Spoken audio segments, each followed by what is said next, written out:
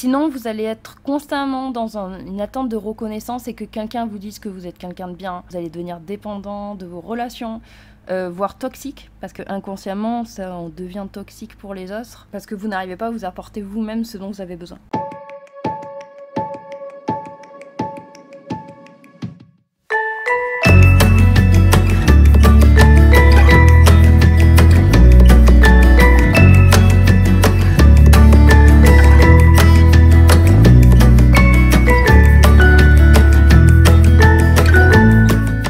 Et quand on devient dépendant des gens au quotidien, on peut faire quoi pour changer ça? La dépendance vient d'un manque parce qu'il y a une attente.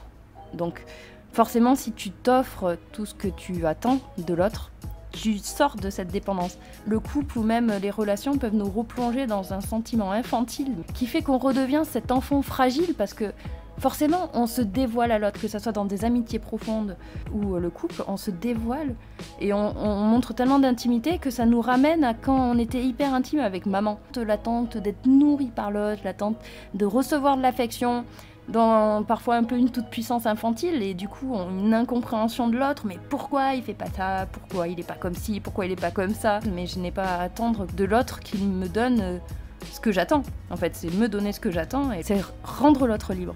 Comment on s'apporte ses manques? Mais par exemple, je t'invite à te prendre dans tes bras, à te dire ça va aller, on peut le faire, on va arrêter de se juger, on va se tromper, mais c'est pas grave, il faut y aller, on est là pour s'entraider, pour s'apporter du bien. Je sais pas, offre-toi un massage, offre-toi un beau dîner, fais-toi un truc de ouf, fais-toi des gâteaux, un truc super sympa et voilà, fais-toi une belle invitation à toi-même, faire une balade en nature, que des choses qui t'apportent du bonheur. Ça fonctionne pareil pour les relations amicales, quand c'est des amitiés très profondes, on retombe dans cette infantilité, d'où la jalousie, parfois on a l'impression qu'on va être rejeté, oh il y a deux copines par exemple qui se rapprochent, et si elles m'oubliaient, si elles me rejetaient, parce que peut-être que dans l'enfance on a vu peut-être les parents qui étaient très proches, peut-être que nous on a été mis de côté.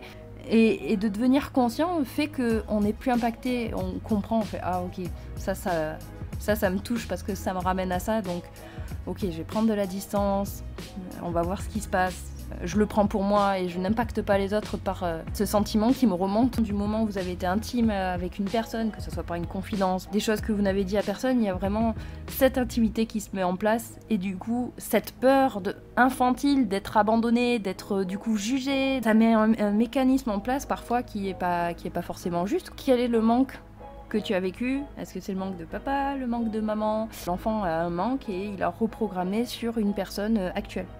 Il y a une confusion du coup qui s'est créée et ça se voit aussi dans les couples de dépendance extrême et de fusion de passion.